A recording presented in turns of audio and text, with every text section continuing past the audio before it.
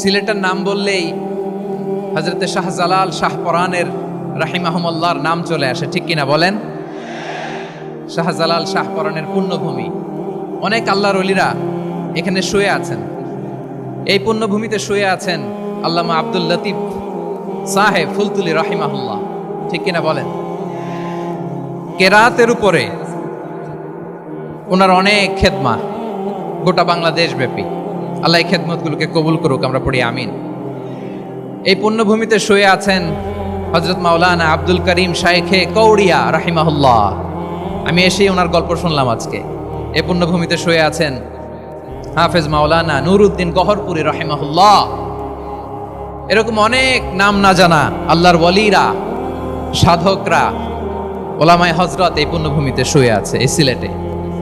আমরা সকলের জন্য দোয়া করি আল্লাহ তাআলা ওনাদের খেদমতগুলোকে কবুল করে নেক, কোরআনের নূর দিয়ে তাদের কবরগুলোকে আল্লাহ তাআলা মুনাওয়ার করে দেখ। আমরা সবাই পড়ি আমিন।